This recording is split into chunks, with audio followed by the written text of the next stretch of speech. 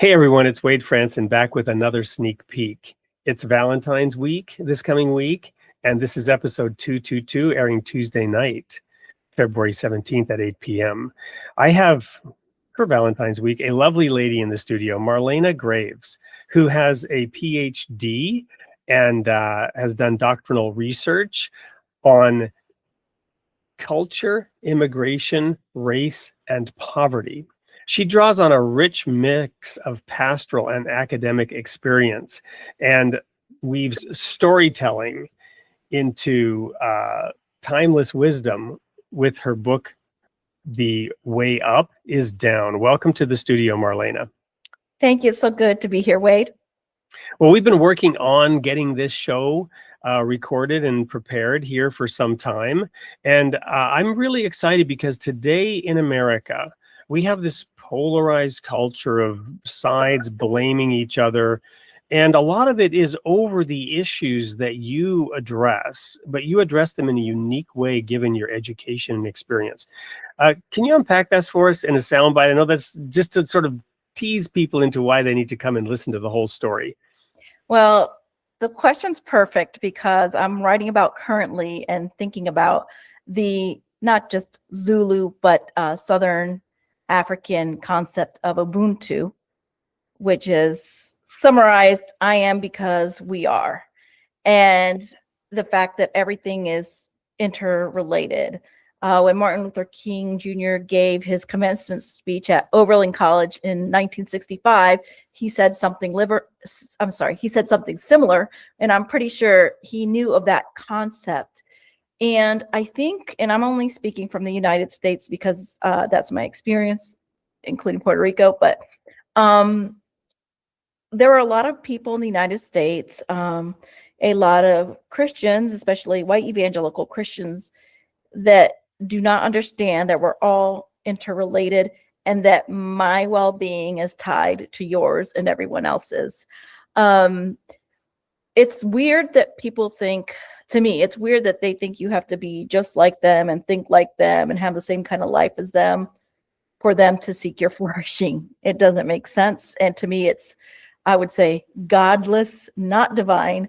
And so those subjects about poverty and immigration and basically everything that's blown up here in American culture, as you alluded to, those are really points where you can see that, where oftentimes I think people, not everyone, but there's a lot of people that if they don't know someone in a particular situation, they feel like they can somehow opt out of loving them. And, you know, as a Christian, I like, Jesus did not say, you know, pick which neighbor you want to love. Jesus said, love all of your neighbors without exception, that everyone should flourish without exception, no matter what they believe or who they are. And so I think right now in the United States is we are seeing the fruit of bad theology and Christian practice that I don't believe is the way of Jesus. And the gap is that people don't understand that their neighbors include people they might consider their enemies, as Jesus taught in Matthew 5 on the Sermon on the Mount, and people who are not like them. We cannot have selective compassion. Well, so well said. And, you know, it's kind of the applying of labels to people as an excuse to somehow not do what Jesus told us to do. I love that you bring in the Ubuntu word. I want to share that I just interviewed earlier today for a different show, a Greek scientist working on medical bioethics at Harvard. And we talked about Socrates and Plato, and I shared with him, Plato has this term about man, which is often translated that man is a political animal, which, you know, obviously raises all the negativity, but a better translation would be man is a social creature, right? So depending on whether you think man is a political animal or a social creature, Plato was trying to get at the fact of what you're saying is that we are all one and we need each other, and we can learn to practice these divine teachings in community, right? And that community, to your point, includes people outside our little tiny traditional tribal community. So how do you reach people to unpack that and help them see that their sort of narrow-mindedness Mhm. needs to be expanded? Yeah, I think, as you know, I think relationships important, because, as you said earlier, labels. People will just dismiss me for saying, in the United States at least, for saying this or so, whatever my language. If I don't speak the language of that tribe or the buzzword, they could tell who's in and who's out.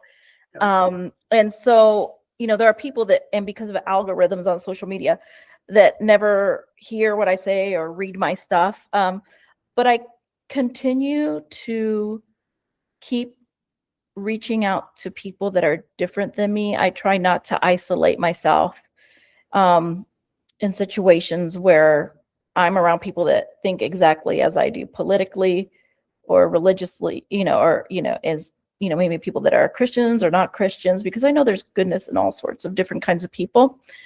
And I try to, and I think this is what Jesus did, and it can be very hard, especially if someone is acting as your enemy, like is abusing you or hurting you. I don't want anyone to put themselves in an abusive situation, but I keep trying to reach out and keep myself open to people, because I just read something last night that bothered me about one kind of political group. There are people saying, "Oh, you finally came around to see what we've been saying forever, too little, too late."